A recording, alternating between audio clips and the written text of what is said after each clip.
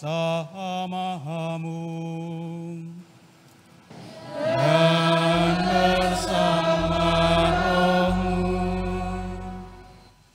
Inilah Injil suci menurut Yohanes. Dimuliakanlah Tuhan.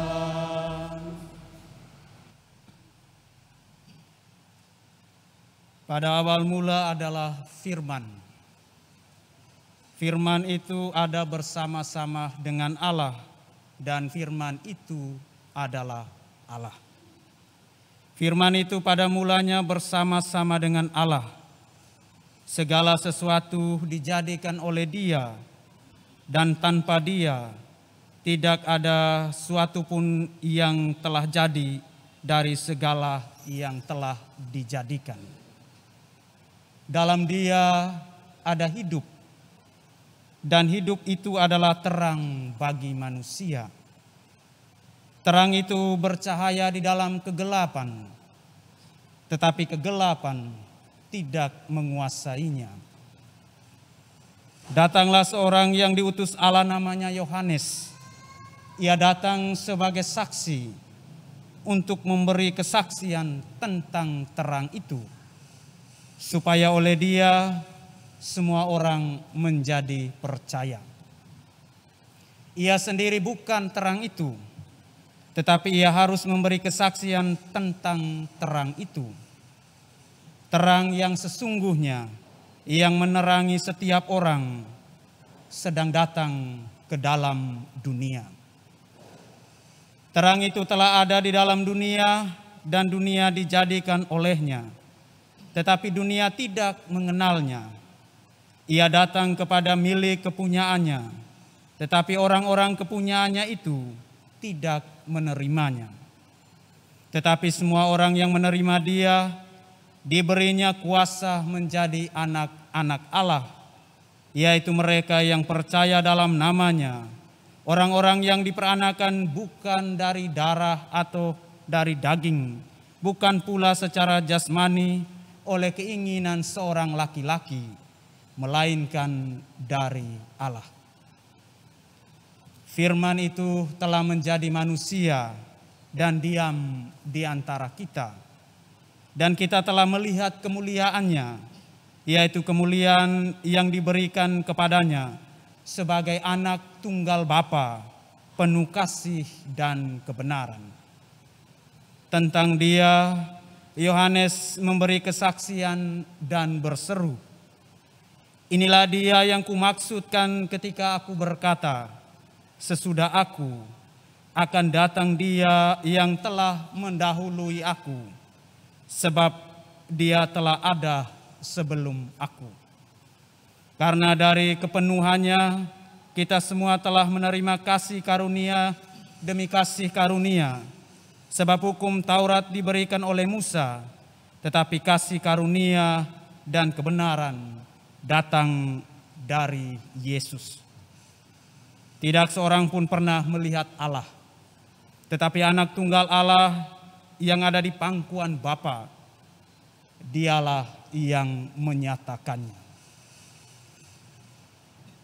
Demikianlah sabda Tuhan. Terpujilah Kristus.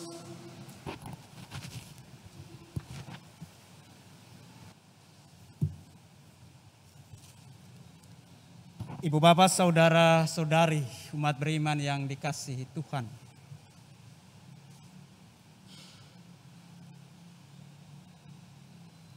Kita tiba di titik batas. Titik batas sesungguhnya adalah titik jeda. Jeda untuk mengakhiri yang lama dan memulai yang baru. Maka yang paling penting di setiap titik batas adalah berhenti sejenak. Untuk apa? Menghangatkan nostalgia, mengingat-ingat kembali sepak terjang kita sepanjang tahun 2022 yang telah lewat. Detik demi detik, saya di mana? Saya buat apa? Dan untuk apa? Dan kita temukan di sana jawaban. Terlalu banyak waktu yang kita sia-siakan. Terlalu banyak waktu yang kita salah gunakan. Karena itu, atas nama jiwa, mari heningkan cipta. Tiba di titik batas berarti tiba di balik sejarah. Dan sejarah selalu adalah rentetan peristiwa, akumulasi fakta-fakta. Semua kita bertanggung jawab atas sejarah. Persis karena semua kita adalah pelaku sejarah. Sejarah pribadi, sejarah imamat, sejarah persahabatan, sejarah keluarga, sejarah perkawinan, sejarah organisasi, sejarah politik, sejarah bangsa dan negara. Dan kita tahu, sering sejarah itu menikung di jalan buntu. Karena sejarah sering dinodai dan dicemari. Karena itu, atas nama jiwa, mari heningkan cipta. Tiba di titik batas berarti tiba di persimpangan jalan antara nostalgia dan cita-cita. Dan nostalgia sering tak semegah angan-angan. Ada tawa, ada lara, ada manis, ada getir, ada asap, dan ada sengsara. Jujur ada yang mengalami tahun 2022 sebagai tahun kemenangan. Kerjaan bagus, rezeki limpah, kesehatan baik, posisi mantap, rumah tangga oke. Tetapi ada juga yang mengalami tahun 2022 sebagai tahun kehancuran, tahun yang menyakitkan, sakit, penyakit, hilangnya orang-orang yang penting,